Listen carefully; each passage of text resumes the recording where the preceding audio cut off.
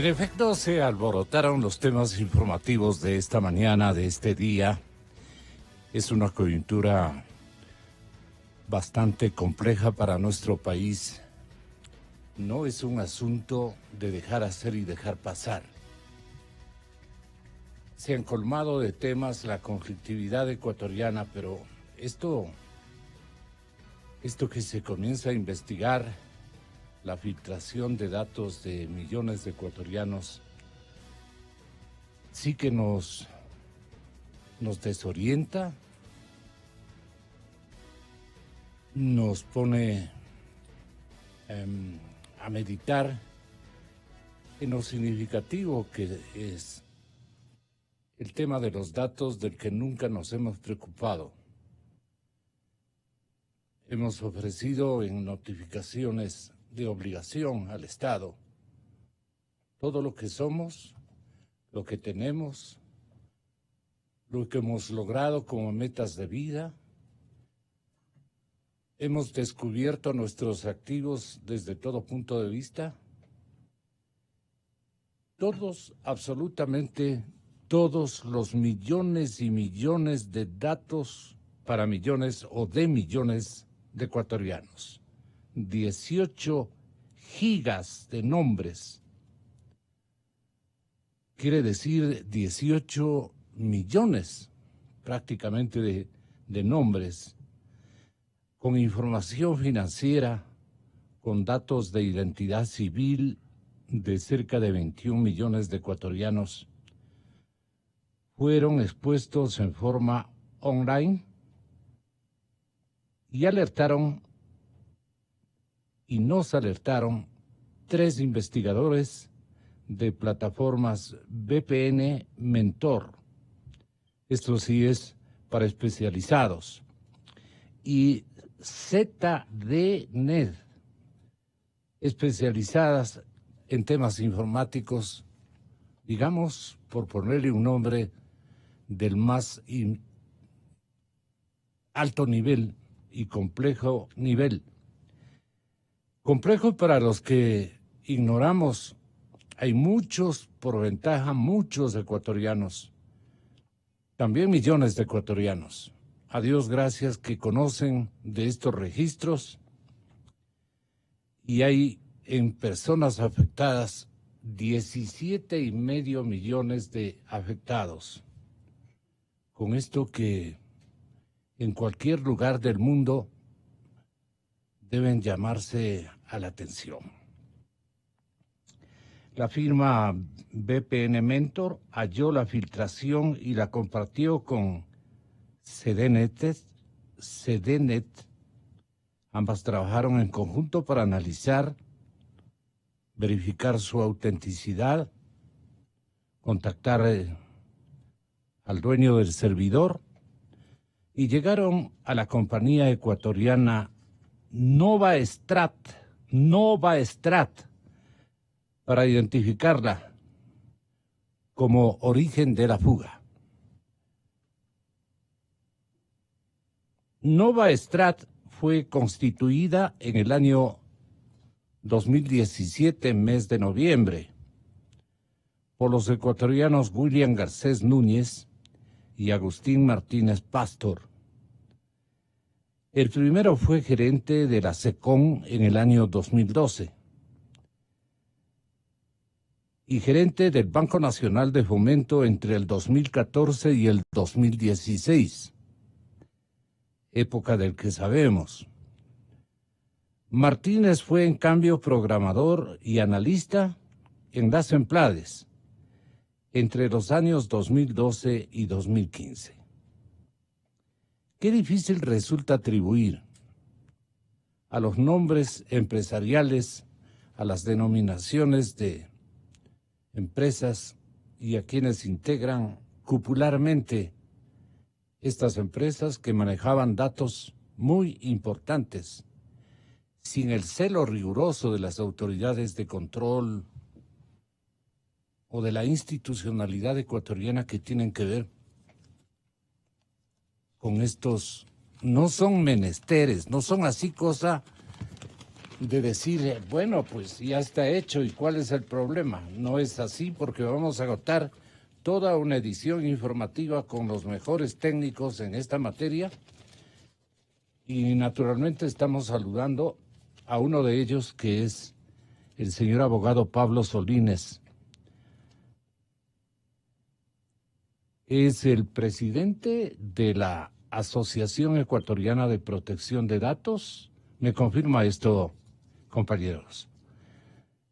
Se conoce falla informática que expuso información personal de todos los ecuatorianos. Así, ¿qué significación tiene esto? Pablo Solines, bienvenido, muy buenos días, daré sus datos después de un minutito, pero estamos frente a un gran técnico, a un gran experto, no técnico, un experto en estas materias. Abogado, bienvenido, muy buenos días. ¿Cómo ve usted el panorama hasta este instante? Buenos días, Gonzalo. Buenos días a toda la audiencia. Bueno, sí, en efecto, esto que ha sucedido el día de ayer es muy preocupante, ¿no? Es muy preocupante porque sin duda se convierte en uno de los hechos más significativos que ha sucedido en el Ecuador en cuanto se refiere a filtración de datos personales de ecuatorianos. Entonces, claro, para todos es un llamado de atención, ¿no?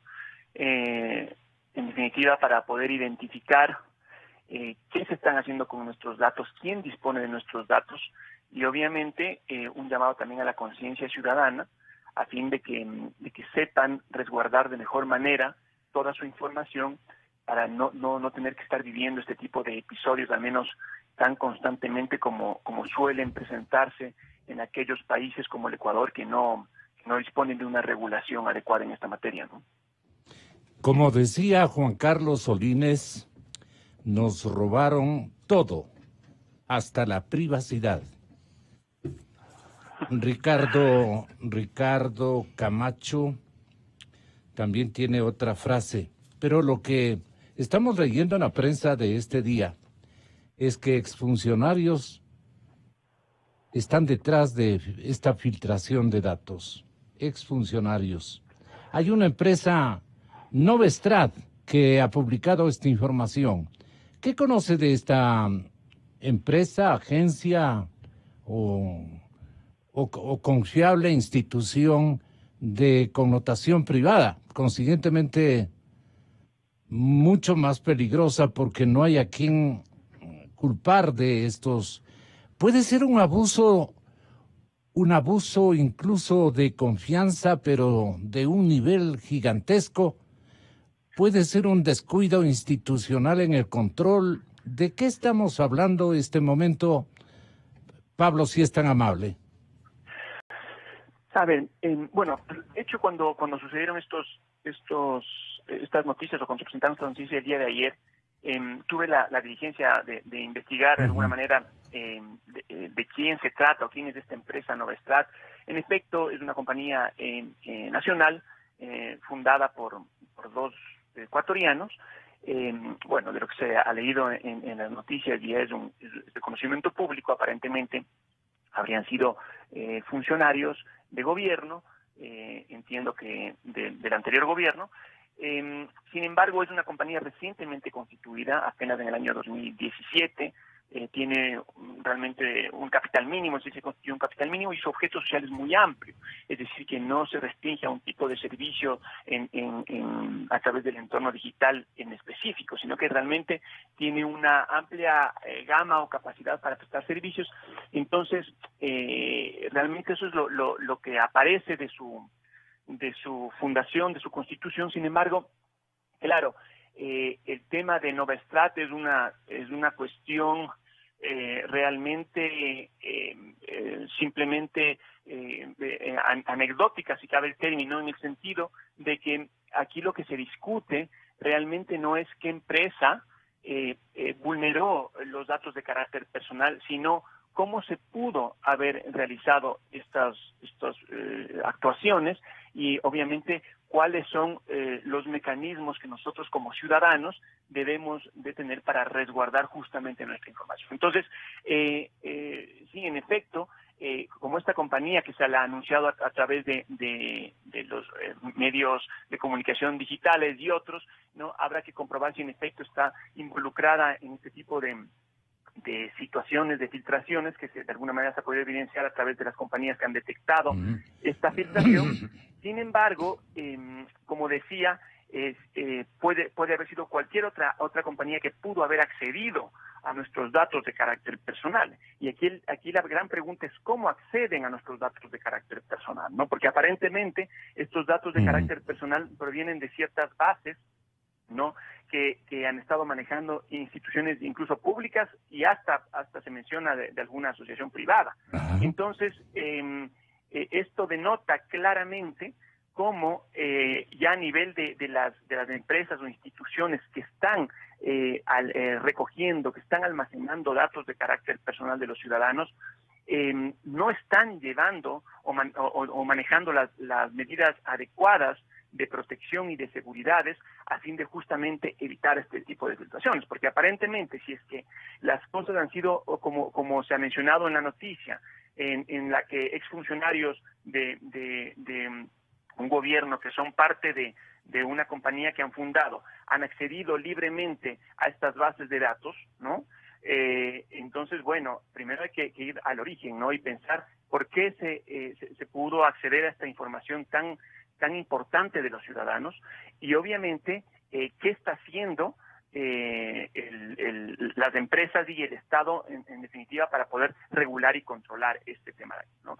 Uno de los principios claves y básicos en un régimen de regulación de protección de datos es justamente el principio de seguridad, es decir, todas las empresas o personas que están hecho cargo de datos de carácter personal, que se les denomina técnicamente los responsables del tratamiento, están obligados a mantener medidas de seguridad adecuadas de protección en función de los niveles de riesgo que puedan tener dentro de su empresa y de la exposición que puedan tener sus datos personales. Y obviamente, en este tipo de filtraciones tan masivas y tan absurdas, ¿no? Y además aparentemente sin una mayor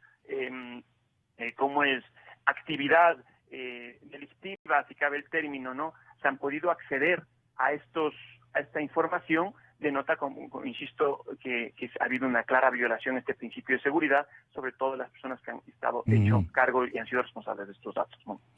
Vamos con ustedes y con usted, Pablo, a hacernos cargo de una gran explicación, no precisamente de este facilitador periodístico que soy yo, porque no entiendo. Tengo una brevísima noción de lo que ha ocurrido y me parece un drama y un epitafio para la informática ecuatoriana.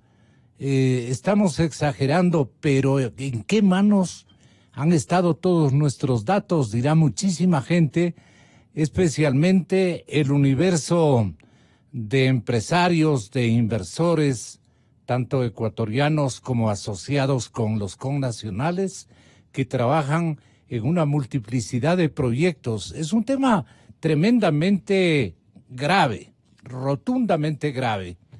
Y esto amerita renuncias, pero por doquier, por un altísimo nivel de descuidos. Este momento, de lo que tenemos entendido, el presidente estará a minutos de enviar al Parlamento ecuatoriano recién una ley de datos. Lenín Moreno anuncia el envío de la ley de protección de datos. Esta es la palabra completa.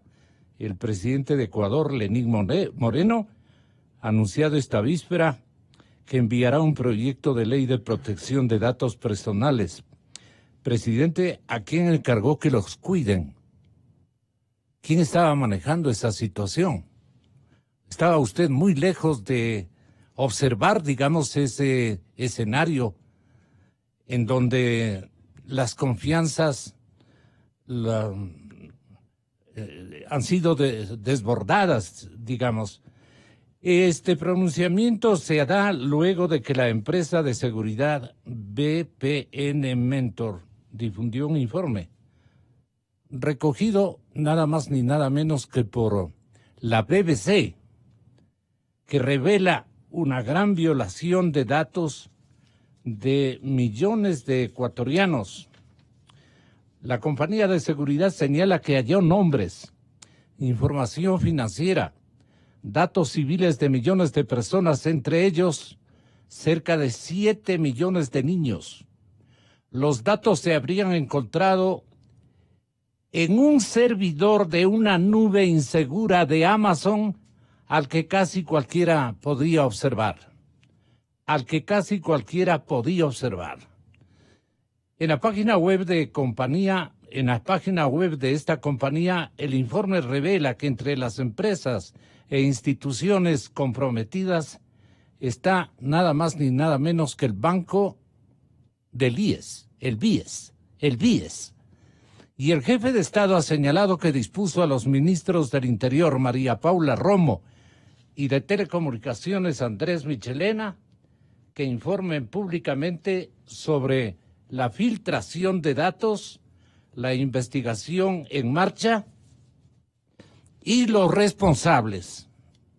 Bien, ¿cómo fueron expuestos millones de datos de los ecuatorianos?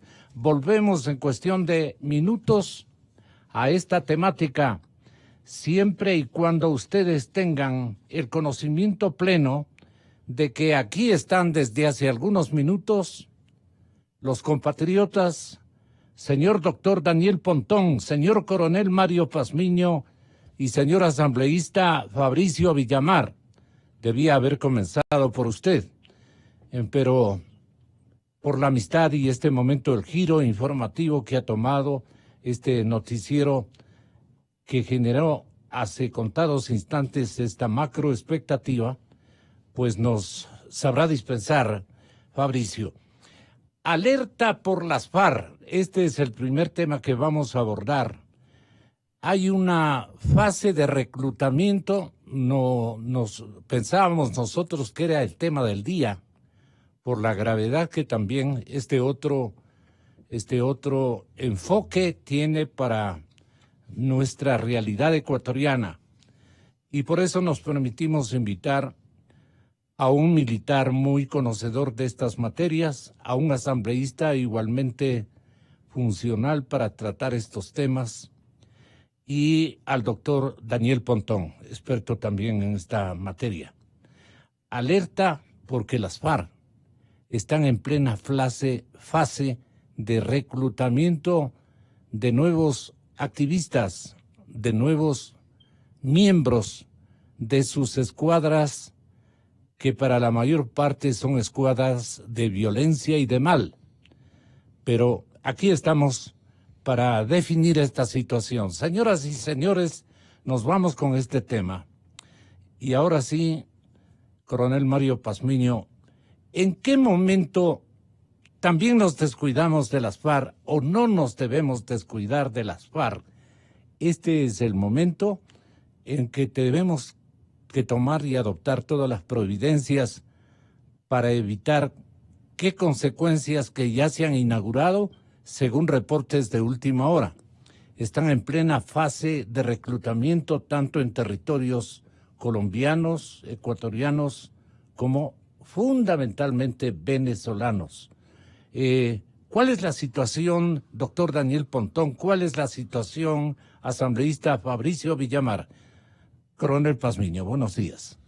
Muy buenos días, un cordial saludo para Fabricio, para Daniel y para toda la radio audiencia. Permítame, Gonzalito, antes de entrar a contestar su pregunta, yo creo que es sumamente importante el tema que estaba topando usted con Pablo Solines. Y es importante por lo siguiente, porque si usted puede, y pueden observar en cámaras, aquí está la empresa Nova Strat. Fíjese lo que dice en la parte de Nova Strat, lo siguiente. Toma las decisiones financieras con información actualizada de todo el sistema financiero ecuatoriano. Esto es como se anunciaba la página de Nova Strat. Al momento ya no está la página ya fue clausurada. Ajá. Pero esto decía ahí.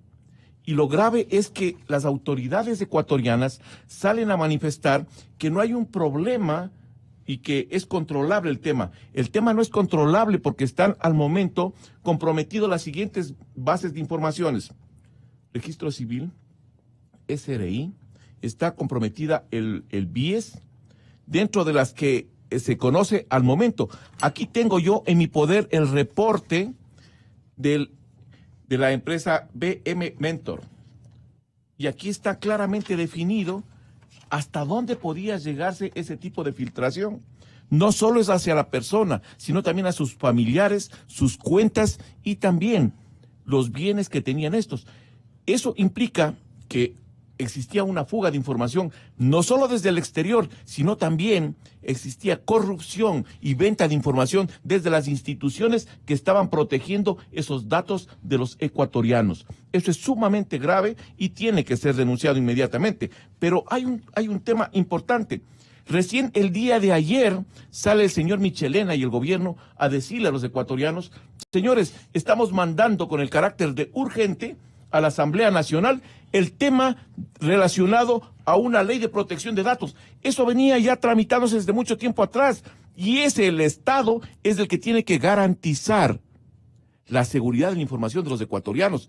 Aquí nadie tiene que dejar a un lado las responsabilidades. Lo que usted bien decía, Gonzalito, aquí tienen que hacerse cargo las responsabilidades de las instituciones que vulneraron toda la información de los ecuatorianos. A la cabeza el jefe de Estado, con a la todo cabeza respeto, el jefe de Estado, con todo cariño. Los ministerios de Pero dónde es están un saliendo. descuido garrafal. Es tremendamente grave. Porque, peligrosísimo. ¿Por qué es peligrosísimo? Porque vamos a ser objeto los ecuatorianos de estafas, de zipping, vamos a ser objeto de robo de identidad y fraude financiero, robo de bienes, espionaje empresarial, vulnerabilidades familiares y también actividades de crimen organizado. O sea, ese es el resultado de la fuga de información que tenemos al momento los ecuatorianos. Yo le agradezco mucho.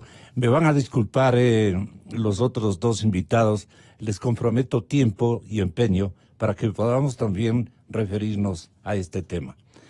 Pero el anuncio de una facción de las Fuerzas Armadas Revolucionarias de Colombia, las FARC, de retornar a las armas, ha generado preocupación de expertos de seguridad y también de la Asamblea Nacional, quiero entender. Se alerta de un posible escalamiento del conflicto en la zona fronteriza con Colombia, debido a la nueva presencia de la guerrilla y el narcotráfico. El 29 de agosto, alias Iván Márquez, el número 2 de las FARC, comunica que un grupo de guerrilleros retornaba a la lucha armada por supuestos incumplimientos del Estado colombiano al acuerdo de paz, firmado allá por noviembre del 2016. Esta decisión, de acuerdo con Daniel Pontón, decano del Centro de Seguridad y Defensa del Instituto de Altos Estudios Nacionales, responde principalmente al interés de controlar el negocio altamente rentable de la venta de droga. Pondría en riesgo a las poblaciones de línea de frontera. El escenario, según el experto de seguridad, Mario Pazmiño, también aquí presente, presenta una amenaza no solo para Ecuador, sino también para la región, por la presencia de un cóctel explosivo de inseguridad permanente. Así lo adjetiviza el coronel. Por la combinación de las FARC, la combinación con el Ejército de Liberación Nacional, el ELN, y los carteles de Sinaloa del Golfo y de Jalisco Nueva Generación. Imagínense ustedes lo que estamos mencionando. Repito, es un cóctel explosivo de inseguridad permanente, porque se han alineado una combinación de las FARC, del ELN, los carteles de Sinaloa, cartel del Golfo y Jalisco Nueva Generación. Mi cordial bienvenida, señor asambleísta Fabricio Villamar. ¿Con qué digamos, con qué espíritu, más que espíritu, con qué dimensión de preocupación recibe la Asamblea Nacional Ecuatoriana esta ingrata novedad? Si es tan amable, tenemos una combinación de complejos temas en esta mañana. Buenos días, Gonzalo, Daniel, coronel, amigos, amigas, qué gusto poder conversar con ustedes. Mire, yo tengo una preocupación grave, y es que aparentemente el Ecuador tiene una capacidad de respuesta solamente cuando hemos tenido ya los embates de este tipo de noticias que salen con suficiente anticipación como para que podamos tener una respuesta. En el año 2013, la inteligencia ecuatoriana alertaba al presidente de la República de ese entonces, y lo mismo pasó en el 2014, respecto de cuál podría ser el escenario que tendría que enfrentar el Ecuador si es que arrancaba el proceso de paz en Colombia. El análisis, lo que planteaba en esas épocas era que las fuerzas irregulares, que en efecto se dedican al control del negocio del narcotráfico, que no plieguen al proceso de paz, podrían actuar con muchísima más libertad en territorio ecuatoriano. Y esto es parte de las cosas que se advertía con tiempo suficiente. En la práctica, a pesar de que las autoridades del Ecuador conocían de esto, no hicieron lo suficiente como para poder prevenir lo que pasó. Los atentados con bombas en un cuartel de policía, el secuestro de 3 de sus colegas, secuestro, muerte y desaparición de 3 de sus colegas, entre otros casos que se presentaron en la frontera. En los días anteriores, lo que hay es un video que es llevado a las redes de todo el mundo, en donde no solamente se expresa que vuelven a las armas un porcentaje de la gente que no se adhirió al proceso de paz, que es alrededor del 8 o 10% de los movilizados en esas épocas, sino que lo hacen en compañía de uno de los elementos de las FARC vinculados a los casos de tráfico de drogas, el señor Santrich. Y este señor no fue admitido en el proceso de paz porque uno de los elementos del proceso de paz era que las FARC debían abandonar cualquier relación con el proceso de protección, venta, tráfico de drogas. Y el señor Santrich fue identificado como una de las personas que estaba mandando un cargamento de drogas a los Estados Unidos.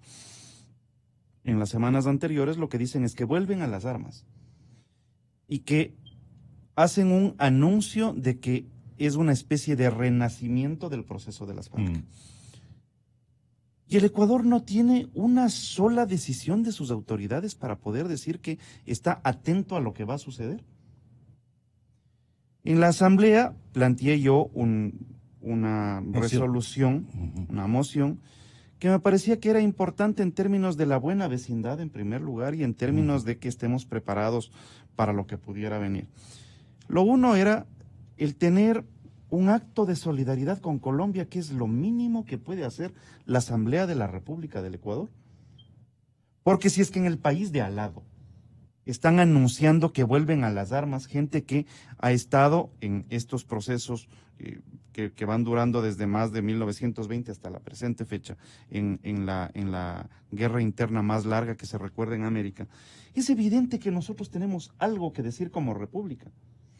Y por otra parte, me parecía que en un acto de responsabilidad mínima, la Asamblea debía convocar al señor ministro de Defensa, a la señora ministra del Interior, al equipo de inteligencia de la República, para que le presenten a la Asamblea de la República y cuáles van a ser las acciones de prevención que se van a tomar para que no nos vuelvan a coger con el pantalón. ¿Cuál fue la respuesta asambleísta?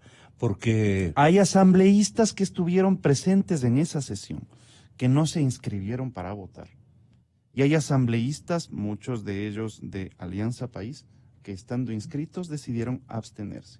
Y otros más, le pasaré yo el listado de las personas que ese día tomaron esas decisiones. Y me parece esto preocupante, porque la cúpula de la Asamblea Ecuatoriana otorga ternura. otorga vergüenza a veces, Gonzalo, porque sobre este tipo de cosas hay que tomar decisiones. Mire, los ecuatorianos votan por nosotros para que nosotros tomemos decisiones. Yo digo dentro de... ternura por la ingenuidad con que manejan los Usted asuntos. es generoso a veces, Gonzalo, pero no es así. Me parece que en ese punto hay que ser absolutamente claros. La Asamblea de la República, cuando tiene que tomar decisiones, tiene que tomarlas y tiene que tomarlas a tiempo.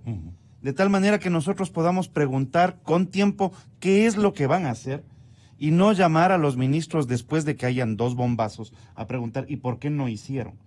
Y me parece que eso es parte de las cosas sobre las cuales es evidente que los ecuatorianos de ratos tienen todo el derecho de sentirse mal representados, ¿no?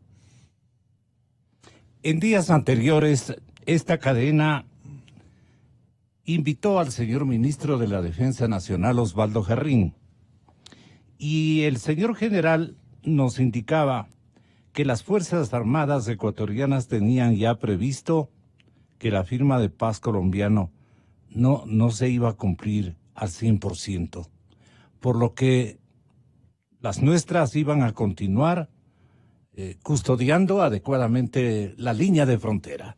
La firma del acuerdo de paz, la desmovilización y la entrega de las armas en Colombia no han permitido alcanzar la totalidad de las metas planteadas, lo que ha desembocado en la conformación de grupos irregulares armados que han pasado a ser parte de las amenazas híbridas, cuyas acciones delictivas de acción violenta pretenden seguir causando terror en la sociedad y particularmente en la frontera colombo-ecuatoriana. Estaba previsto los aspectos relacionados con la seguridad. Eso significa tener fuerzas armadas profesionales que conocen de la materia, que están preparadas permanentemente para cumplir el primer objetivo estratégico que está en el Libro Blanco. El primer objetivo estratégico de la política de defensa nacional está dicho: protección, control efectivo del territorio nacional, de los recursos, del patrimonio, de los espacios acuáticos y del espacio aéreo nacional, en función de la población, para que haya paz, para que haya tranquilidad en el cumplimiento de sus diferentes actividades. Doctor Daniel Pontón, su reacción. A ver, primero un saludo igual a los panelistas, a Fabricio, Coronel, Pazmiño. A ver, creo que el tema de la paz en Colombia, no diríamos la paz, el conflicto colombiano, con el anuncio hace más o menos 15 días de las FARC, de esta facción de las FARC de volver a las armas, es un hito importante dentro de esta larga historia de violencia, sangre, economías ilícitas, todo el complejo que implica, ¿no? Creo que pone en otro momento el proceso de paz. Yo creo que, a ver, la teoría de la paz, por lo general, siempre se dice que no es que usted una vez que logra un acuerdo, mañana ya se tranquiliza. Siempre hay como remanentes de violencia como normal, es una especie como de secuelas, réplicas de un sismo, ¿no? Grande. Pero en la medida que se espera que eso se vaya atenuando a través de un adecuado proceso de asimilación. Exacto. Una especie de asimilación. Pero lo que pasa con el anuncio hace 2 semanas que hubo, o 3 semanas, me parece que esto complicó totalmente el tema. ¿Por qué digo esto? Porque en el año 2016 hizo un estudio sobre análisis de prospectivo y nos pone que el peor escenario se está dando sobre Colombia. Y esto, eventualmente, a pesar que las autoridades y las ex autoridades colombianas no lo han reconocido totalmente, porque dice que tu proceso de paz todavía sigue vigente, 90% de las personas que plegaron al proceso siguen todavía en este proceso.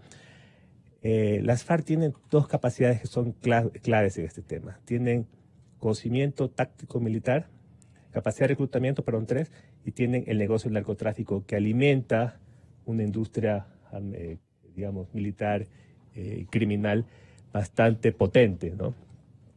Pero hay un aditamento superior aquí, ¿no? Porque mucho se ha dicho sobre que el objetivo de esta decisión de las FARC es básicamente el control del narcotráfico. De ahí se habla la relación con los carteles de México, etcétera. Y yo creo que más allá que el narcotráfico es en sí una industria que se mueve, tiene lógica propia, en este caso el narcotráfico es el medio. Yo concuerdo con el general Jarrín. Yo creo que la mejor forma de entender esta complejidad con la cual se está ciñendo el problema colombiano está muy articulado al tema de una guerra híbrida, ¿no? El tema venezolano es un tema clave. Ahorita estaba viendo unos mapas aquí del general, yo estaba un poco viendo el tema, al parecer el foco de conflictividad se está ciñendo sobre Venezuela, porque tiene que ver mucho también intereses geopolíticos en el marco de un problema mucho más complejo que es la cuestión venezolana, ¿no? Obviamente no va a haber un reconocimiento explícito del señor Maduro de que él está opando a la ELN o a las FARC. Sin embargo, hay una serie de acuerdos informales que de alguna u otra forma está operando y que pone de relieve la principal amenaza, más allá del narcotráfico que tiene actualmente la región y que lo cual nosotros deberíamos poner ojos, es el tema de armas. Las guerras se libran con armas. Y la clave en este tema de control de una guerra híbrida tiene que ver con de dónde vienen las armas, cómo fluyen las armas y a través de quién llegan esas armas. A mí me sorprendió mucho, por ejemplo... Perdón, ¿el narcofinanciamiento también Claro, es que cuenta? el narcotráfico financia eso. El narcotráfico es una fuente de financiamiento enorme. Son recursos frescos, ¿no? Muchos recursos, a servicio de intereses, ¿no? No muy claros, pero que de otra forma aupa un conflicto que de alguna otra forma está presente en la región ya más o menos desde el mes de enero, un problema muy complicado como es el problema venezolano, y que tiene una coincidencia. Una semana antes de todo el tema este de Guaidó en Venezuela, el ELN se retiró del proceso de paz. Tiró el bombazo en Bogotá. Sí. Y lo que hicieron fue un repliegue. El ELN se replegó. Sí. Y ahí es donde viene todo un secuela. Por lo tanto, la decisión de esta facción de las FARC, comprometida también con el narcotráfico, desde mi punto de vista académico, era una especie de decisión cuasi lógica. Era una cuestión de tiempo. Ahora, el problema es que hay una posible extensión de un conflicto.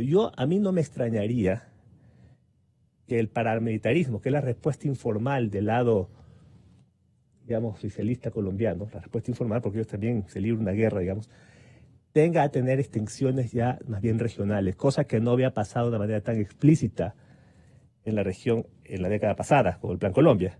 O sea, siempre se mantuvo un espacio de statu quo ahí de respeto de fronteras. A mi parecer, estamos en una mentalidad de una extensión, de un conflicto ya con fines más regionales. Y en ese caso del Ecuador, yo creo que deberíamos prender las alertas, porque Ecuador colinda con el principal fuente actualmente que tiene el narcotráfico, que es la frontera, la parte de Nariño, ¿no? Nariño es el epicentro del narcotráfico mundial, por lo tanto es un centro de disputa estratégica, ¿no? Y sobre la cual el gobierno colombiano está poniendo un especial énfasis en los últimos años, y eso puede traer un foco de conflictividad mayor respecto a la disputa de este tipo de economías y también de una serie de ilícitos que se mueven alrededor de ello. Entonces, la amenaza sobre el Ecuador es una cosa que debe ser leída en una dinámica distinta, compleja y con unas nuevas variables que anteriormente no aparecían. Mucha gente lee el problema colombiano con las herramientas conceptuales anteriores. Yo creo que actualmente hay nuevos elementos que alimentan esto y que nos ponen una panorámica distinta, y eso debe tener clara la inteligencia de este país para un poco ver ¿A usted qué más le preocupa, coronel Pazmiño? Gonzalo, a mí me preocupa sobremanera tres cosas. La primera, el sistema de reclutamiento que está realizando las FARC y el Ejército de Liberación Nacional. En el 2017, teníamos ya en frontera, en el área caliente, en los departamentos de Zulia, Serranía, del el Apure, Bolívar, Amazonas, me refiero a la zona venezolana. Teníamos ya allá 4.000 hombres del ELN y de las FARC metidos en campamentos ya en territorio colombiano. Aquí tengo los mapas, usted puede observarlos desde aquí, la gente. Aquí están claramente las zonas donde están ya ocupadas por parte de sus campamentos, con el auspicio, protección y los recursos que les proporciona el gobierno de Maduro a estas estructuras. Me voy hacia el territorio ecuatoriano, pero el tema de reclutamiento, ¿a quiénes están reclutando? El flujo migratorio venezolano está siendo objeto de un reclutamiento permanente por parte de estos grupos. 3 grupos, FARC, Ejército de Liberación Nacional y las disidencias que están pidiendo, aprovechando que ese flujo migratorio no tiene recursos y les proponen $150 semanales para cada uno de las personas que quieran incorporarse al proceso. Imagínese. Entonces, la gente en la desesperación comienza a vincularse. Ese es el primer problema. El segundo problema, no estamos viendo bien la panorámica a nivel global de la amenaza que tenemos de frontera por lo siguiente, porque ahí se está conjugando... Algo dijo aquí el ministro de Defensa sobre ese tema, perdóneme, coronel. ¿Cómo no? Pero estamos haciendo solamente ejercitando una sí. alerta de producción. Ya, correcto. El otro tema es con relación a lo siguiente, que allá se están conjugando, si bien es cierto lo que usted manifestó, cartel de Sinaloa, cartel del Golfo y Jalisco Nueva Generación, como parte de las estructuras de narcotráfico que controlan los corredores de abastecimiento y movilidad, me refiero al corredor del Pacífico y el corredor amazónico, que atraviesan territorio ecuatoriano. Pero al margen de eso, están también las disidencias. Y dentro de las disidencias está una nueva que acaba de aparecer en la zona, que estaba oculta, no oculta, sino parapetada entre dos. Me refiero específicamente a las guerrillas unidas del Pacífico y el Oliver Sinisterra. Estas dos trabajaban para otra estructura que se llama el de los contadores. Y esta estructura es la que toma el control total en la frontera norte. Abarca los departamentos de Nariño y el departamento de Putumayo.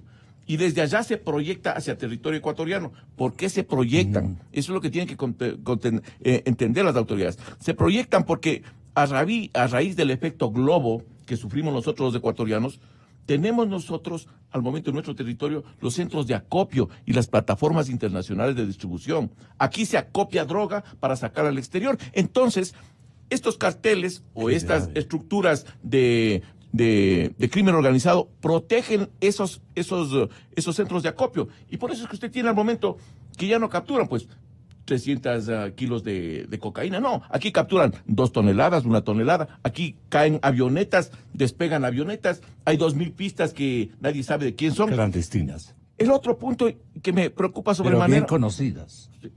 El otro punto que me preocupa sobremanera a mí es el que la Fuerza de Tarea Conjunta, Hércules, está presionando porque esa es parte de la estrategia que tiene Colombia para sacar a esas disidencias y esos grupos irregulares en la frontera, sacarlos de la zona. ¿Por qué? Porque la segunda fase de Colombia es la erradicación total de los cultivos de droga en el departamento de Nariño y Putumayo. Por lo tanto, necesita sacar a la guerrilla de allá. ¿Cómo lo saca? Presionándole para la frontera. Y esa fuerza insurgente va a desbordar. Eso lo vengo anunciando desde mucho tiempo atrás. Ya se van a dar desbordamientos. Se dio en marzo un pequeño desbordamiento hacia territorio ecuatoriano. Y aquí yo discrepo con Mijael Jarrín en el sentido de que tenemos información completamente adecuada y completamente al tiempo concreto. ¿Por qué digo esto? Porque el señor presidente de la República y el señor ministro de Defensa manifestaron unos días atrás que iban a retirar la Fuerza de Tarea Conjunta Esmeraldas, que posiblemente iba solo a trabajar hasta diciembre y la retiraban. Después de ese anuncio, a la semana sale Márquez a decir, señores, el acuerdo de paz queda hasta ahí y nos vamos a las armas. Por lo tanto, no hay una apreciación claramente definida, no hay una información clara sobre los escenarios que se están presentando y sobre las amenazas que se están presentando en Colombia y que están afectando al territorio ecuatoriano. Entonces, ahí no estamos jugando con inteligencia, estamos jugando con rumores y somos un Estado que no acciona, sino que reacciona ante lo que está pasando en el lado colombiano. Vemos lo que está pasando y comenzamos a reaccionar. Una sesión de opiniones como la que estamos protagonizando, ustedes están protagonizando en la cadena Democracia, ¿por qué no se la lleva a la Asamblea Nacional al ingenuo Parlamento ecuatoriano? Mire usted que incluso la DW de Alemania, una cadena significativamente importante en el mundo, en el primer mundo, está anunciando que tambalea la paz en Colombia. Y se pregunta esta cadena internacional alemana lo siguiente: entregaron las armas, las fundieron, pero algunos desertores han decidido volver a la guerra. Anunciamos al mundo que ha comenzado la segunda Marquetalia. 3 años después de firmar el acuerdo con las FARC, Colombia presencia el nacimiento de un nuevo grupo guerrillero liderado por Iván Márquez, uno de los principales promotores del pacto. Humberto de la Calle, quien negoció la paz directamente con Márquez, ve en estas disidencias una potencial amenaza, pero también evidencias de que el Estado está fallando. Yo creo que el gobierno, por fin, después de cierta vacilación, está cumpliendo lo que se llama la reincorporación de los combatientes rasos, pero continúa en una política de modificar unilateralmente el acuerdo, lo cual, en mi opinión, es un error y es un incentivo para estas disidencias.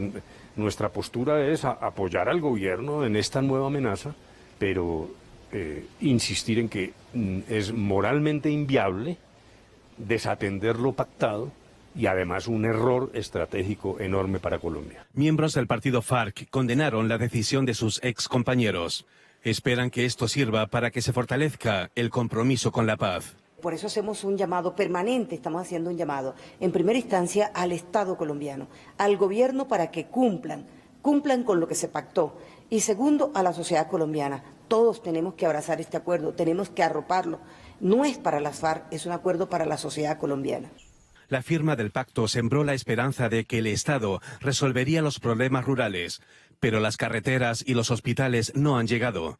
Miles de campesinos siguen apostando por la coca para sustentarse, lo cual prueba que más allá de las ruidosas disidencias, el acuerdo tiene tiempo mostrando sus flaquezas.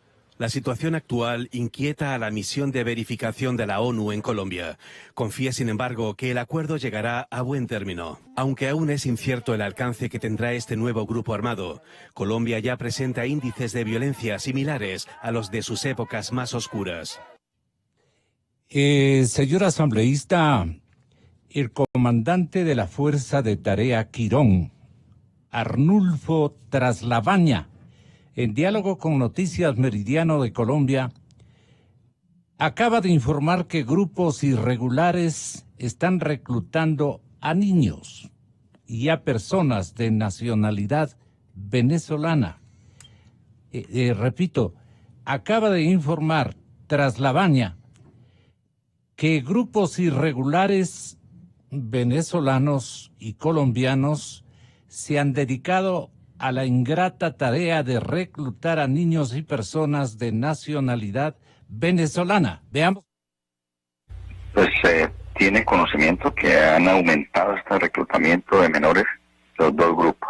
No quiero adelantarme, pero hay algo en desarrollo que también va a comprobar que hay niños involucrados en esta guerra, reclutados especialmente por el Gahor residual, pues que obviamente está prohibido por todas las normas internacionales, que es un delito de lesa humanidad, pero sí es comprobado, y si Dios lo permite mañana le estaré explicando por qué.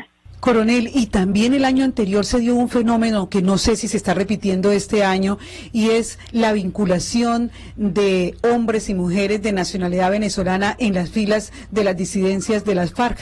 Totalmente cierto. Usted sabe que no se pueden desmovilizar hoy en día el Gahor o el Gahor residual porque la ley no lo permite, solamente como ya hubo un proceso de paz no se permite la desmovilización, pero se han acercado muchos con la intención de desmovilizarse y no se puede, primero porque son venezolanos y dos, porque son del Gahor.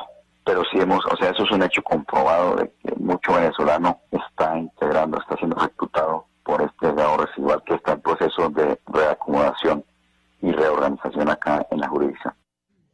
Él es el comandante de la Fuerza de Tarea Quirón, Arnulfo Traslabaña, en diálogo con Noticias Meridiano de la Nación Colombiana, que nosotros hemos copiado nítidamente en Quito, capital de los ecuatorianos. Señoras y señores, nuestro asambleísta invitado nos dice: lo que nos acaba de hacer escuchar Gonzalo debería plantearnos a nosotros elevar los niveles de alerta sobre ciertos elementos, ¿no? Lo primero es que el tema de la paz en Colombia no es un tema... ¿Hay apreciación objetiva, perdone que insista en esto, en el Parlamento ecuatoriano, en el ingenuo Parlamento ecuatoriano? No, ya habíamos conversado de esto, Gonzalo. De hecho, mi preocupación es la siguiente. no se está tratando el tema de Colombia ya como solamente el tema de Colombia, sino que estamos hablando de una posible escalada a un conflicto regional. Y me parece que esa es parte de las cosas que se tienen que tener en cuenta respecto de lo que está sucediendo. Un anuncio de esta naturaleza, de que una fuerza irregular vuelve a la actividad, no puede ser tomado con ligereza.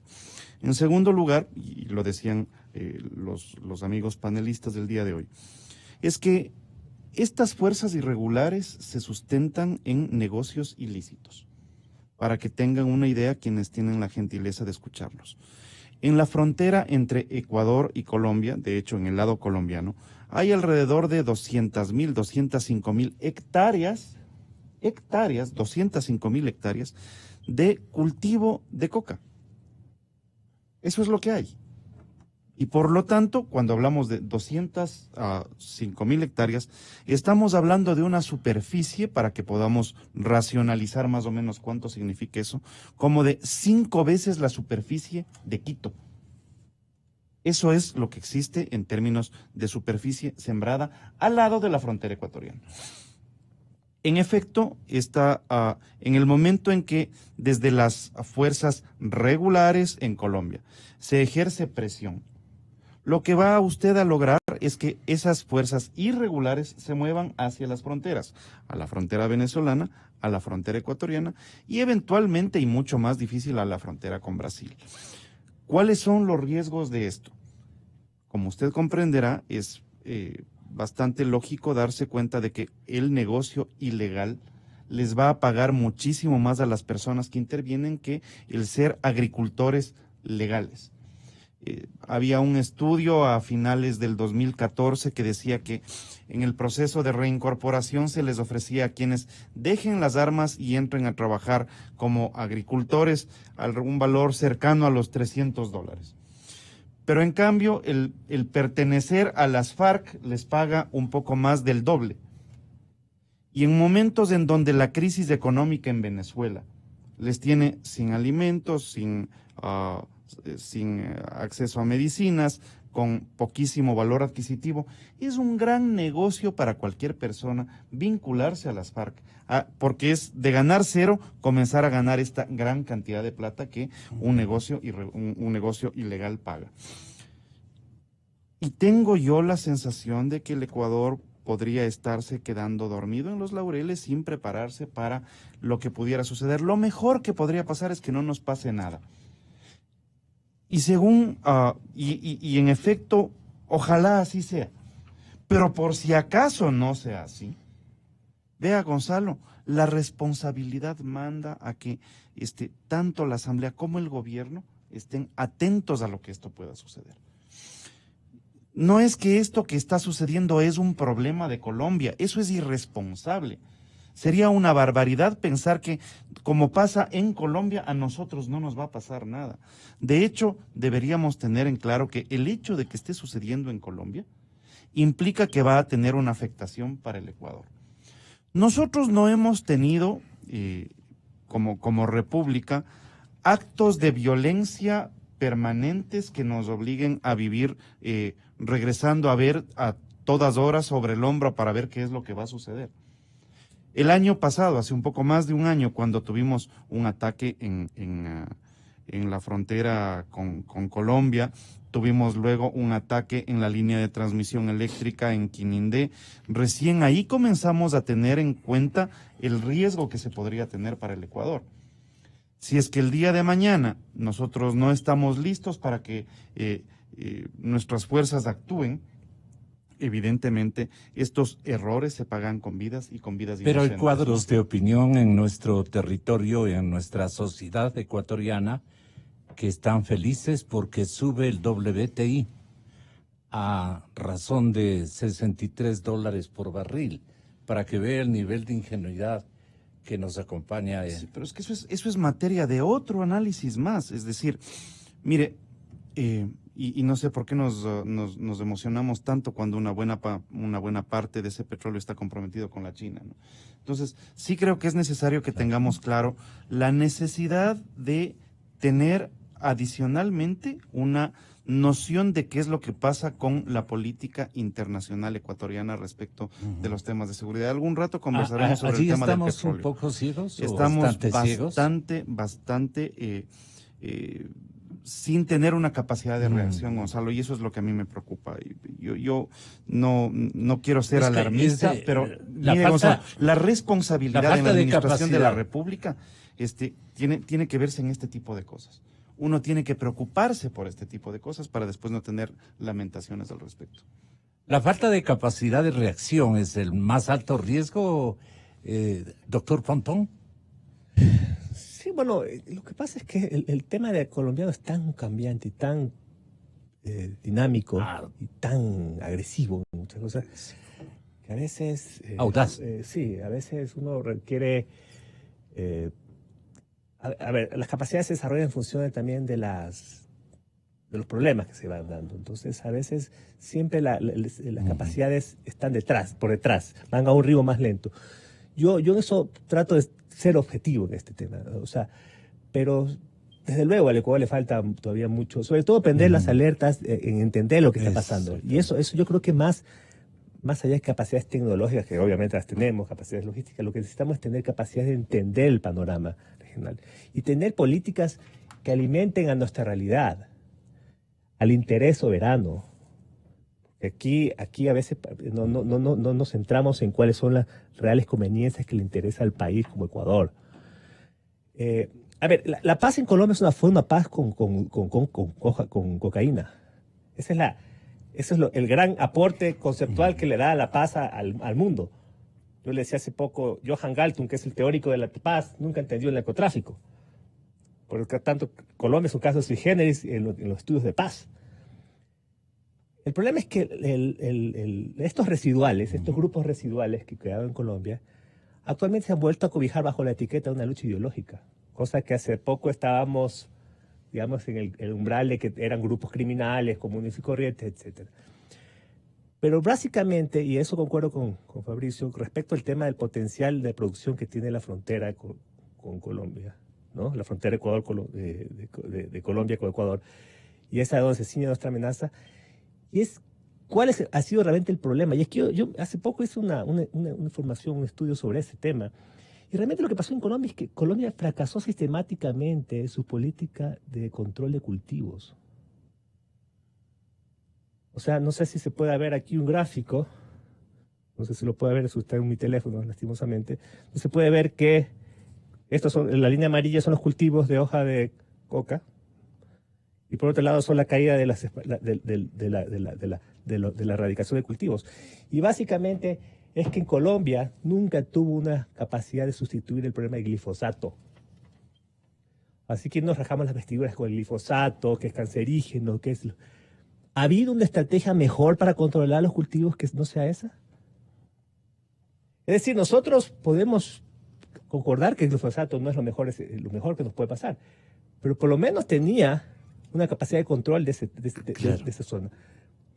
Y una forma de manejar, tener un control sobre el efecto globo, porque no vamos a acabar el narcotráfico, pero lo menos como país, sí es necesaria que esa burbuja de producción de droga esté tan cercana al Ecuador, o sea, que esa burbuja se vaya a otro lado, es tener una capacidad de posicionamiento respecto a qué se va a hacer contra este tema. La capacidad de erradicación manual que tiene el gobierno colombiano no dio resultados. Así es. No dio resultados.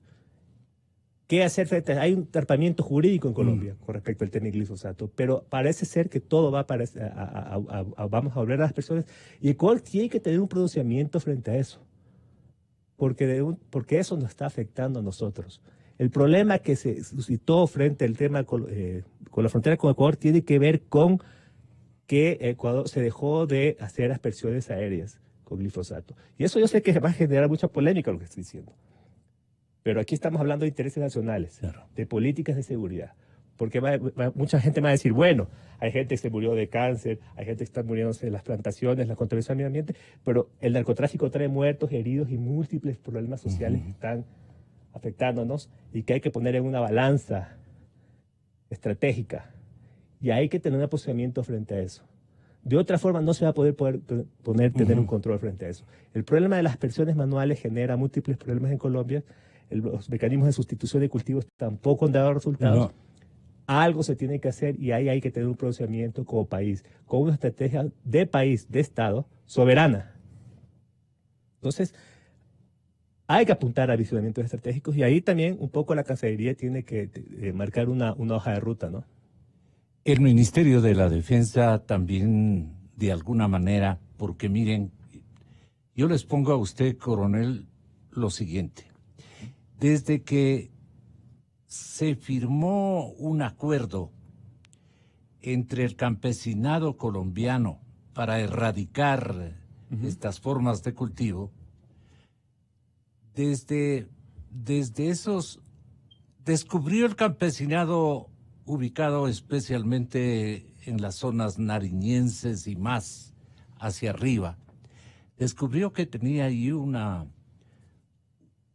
manantial de dinero y se fusionaron rápidamente en el cultivo. Es decir, la campaña más bien afloró o hizo aflorar otra coyuntura mucho más favorable al cultivo de drogas. Y este momento los campesinos colombianos no quieren soltar, digamos, esta riqueza que descubrieron. Les ofrecía dólares en lugar de pesos colombianos. Y eso es lo que detallan conocedores de esos terrenos y de esas regiones. En la misma Colombia, en la ciudad de Bogotá, comentan entre periodistas que en este momento hay una especie de convicción campesina de que la droga es la esencia productiva de Colombia, de la nueva Colombia. Gonzalo, completamente de acuerdo con lo que usted manifiesta, pero a eso tiene que agregarle otro componente, el componente militar. Me refiero yo al componente guerrillero, al componente residual, al de las disidencias. Estas disidencias son las que controlan los grupos de campesinos. Correcto. Que mantienen las cooperativas. Exactamente, que mantienen los cultivos de coca. Solo le pongo un ejemplo para que tengan una idea. Este comandante de la disidencia de Oliver Sinistera, Guacho, el famoso Guacho, él controlaba 7,000 hectáreas en Altos de Mira. 7,000 hectáreas que le producían semanalmente cerca de 25 millones. De eso cuente usted más o menos el potencial que tenía este tipo. Ahora, con relación a eso, es sumamente difícil que el campesinado se acoja a un proceso de sustitución de cultivos porque no le representa bajo ningún punto de vista.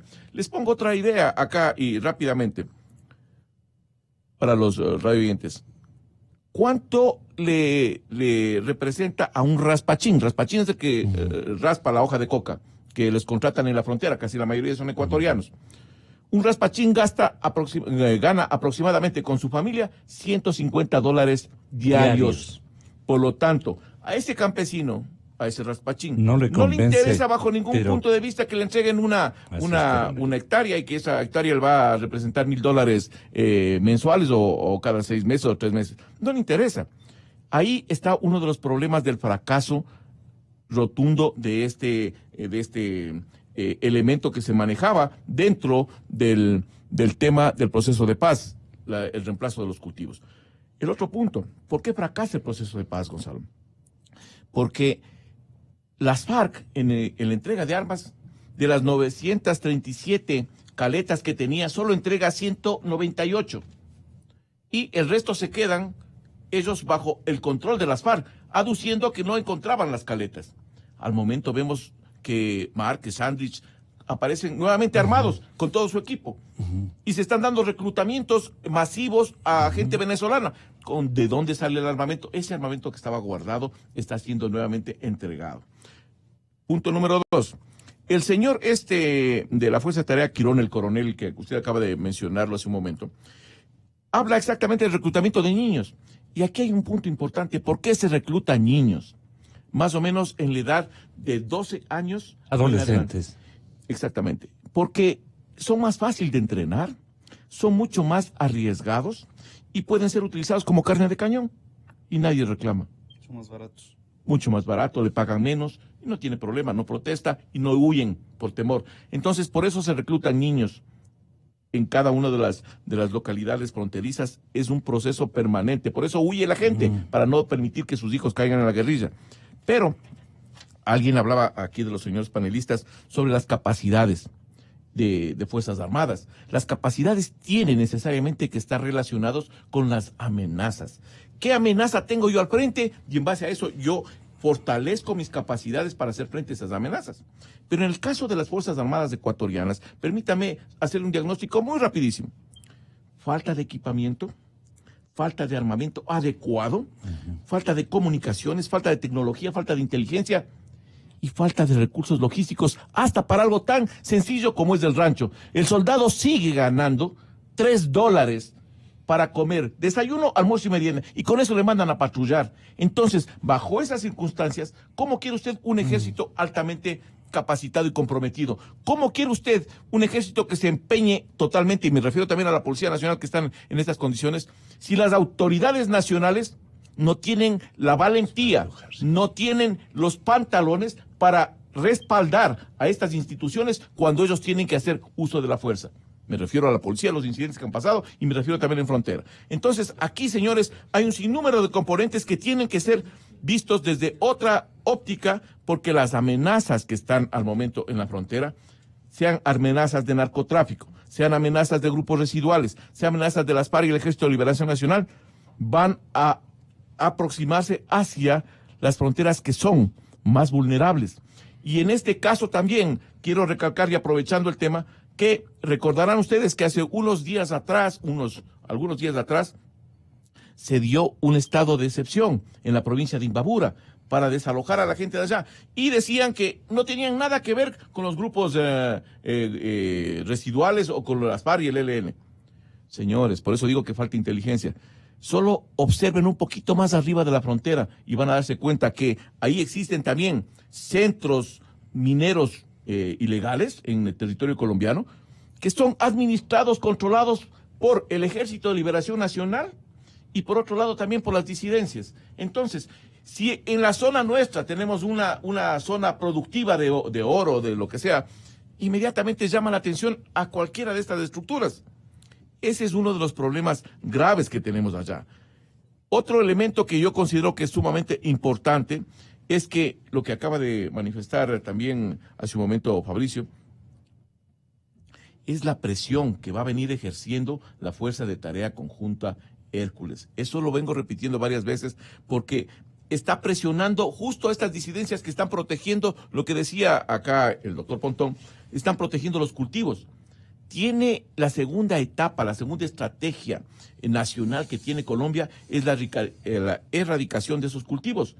Porque recuerde usted, estimado Gonzalo, que el presidente Uribe le deja a Colombia en estos departamentos con 40,000 hectáreas de coca. Eso le entrega al presidente Santos. El presidente Santos le quintuplica y le deja cerca de 230,000 hectáreas de coca. O sea, en el proceso hay un incremento. El proceso de paz debía de haber reducido. No, incrementó. Y al momento estamos con un problema grave. Colombia en la segunda etapa tiene necesariamente que erradicar eso. ¿Y cómo va a erradicar? Con fumigaciones. Pero para realizar esas fumigaciones necesita sacar de ahí a los grupos disidentes, residuales, Ejército de Liberación Nacional y las FARC. Y esos grupos, como yo lo decía Fabricio y acá el doctor, tienen que ir hacia donde les den más expectativa, donde las fronteras sean mucho más amigables, donde no exista control, donde existan unas leyes que son muy, muy fáciles, donde exista una corrupción tremenda. Por eso es que nuestro país es el que fue escogido por los grupos de narcotráfico internacional y estos grupos de delincuencia organizada como un país amigable a este tipo de experticias delictivas. Porque nosotros, además de ser un país donde prima la corrupción, también somos un país dolarizado y aquí se lava dinero a granel. Entonces, es sumamente grave la situación y me extraña que las autoridades, el presidente de la República y las autoridades gubernamentales no tengan claramente una visión de lo que está pasando en territorio colombiano. El problema y la guerra en territorio colombiano no implica que es un problema solo nacional de Colombia, señores, están equivocados, es un problema regional.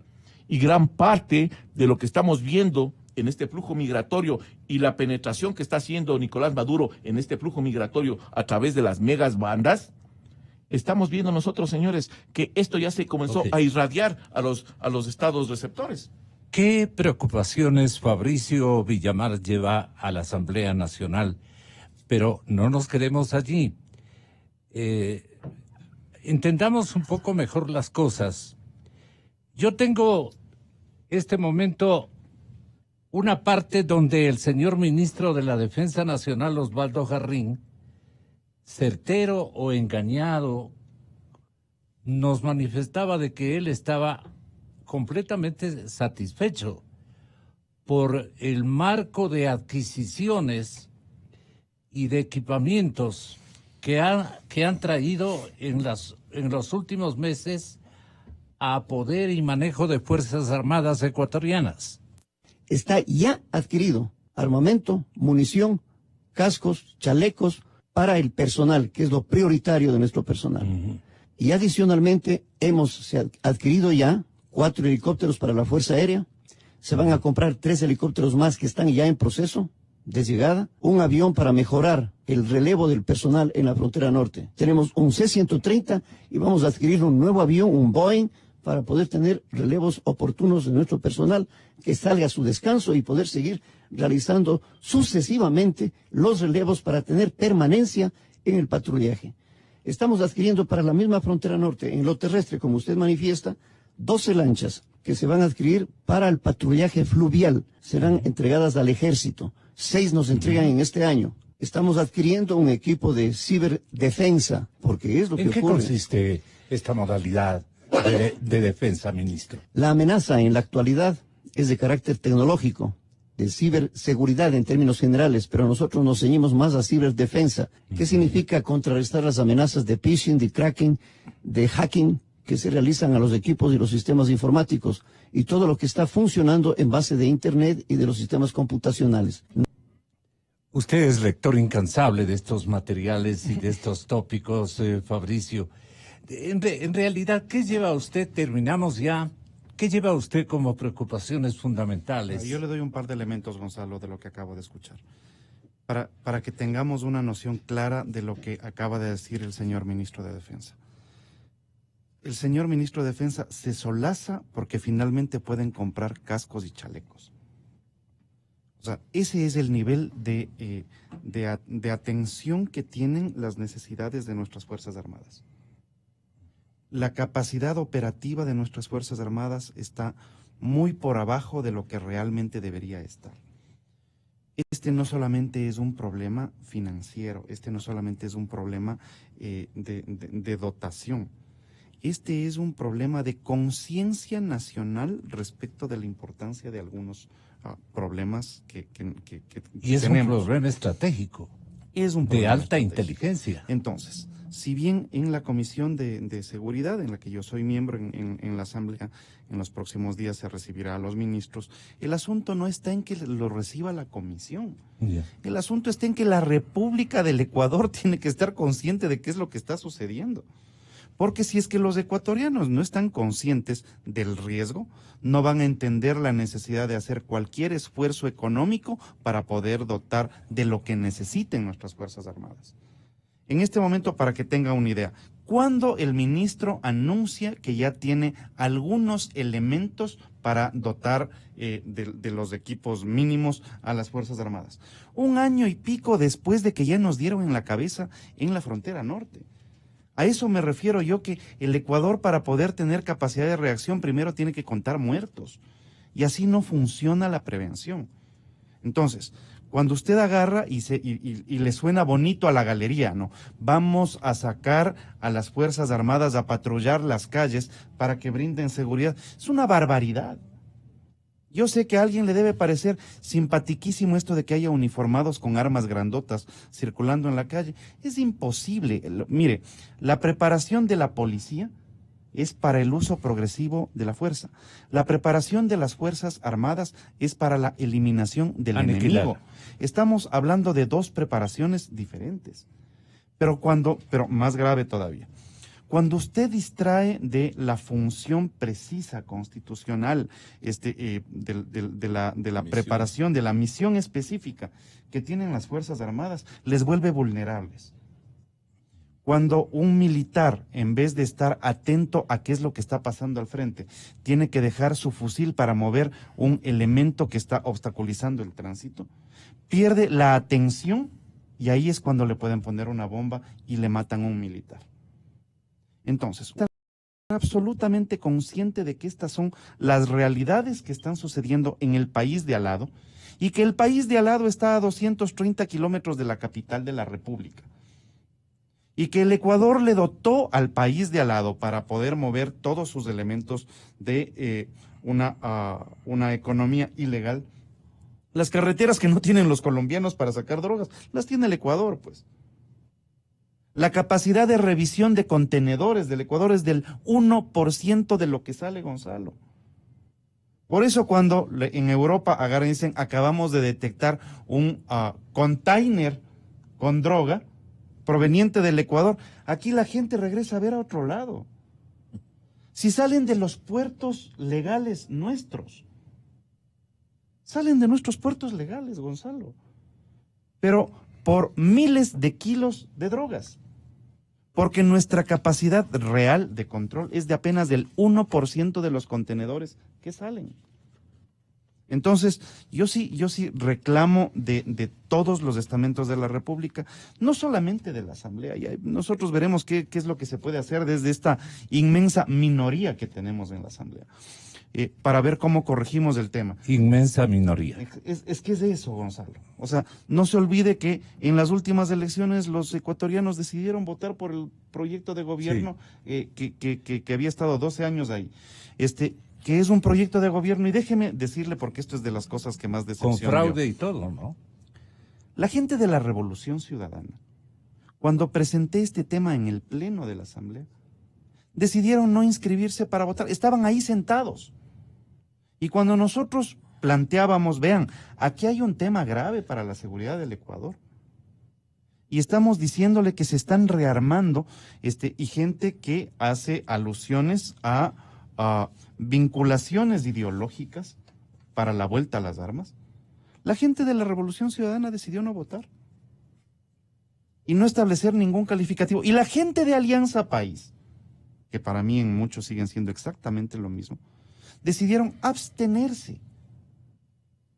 Y es una abstención que puede terminar siendo una abstención criminal respecto de la protección de la seguridad de la República, Gonzalo. Distinguidos caballeros, muchas gracias por este aporte al Ecuador eterno. No estamos perdidos. Pongámosle ánimo y pasión por todo lo que podamos hacer. Todavía nos resta tiempo a nuestro favor. Pero muchas gracias, porque ha sido un aporte y una actualización muy significativa que nos alienta como periodistas. Muchas gracias y seguimos porque tenemos más. Inicio de espacio promocional y publicitario.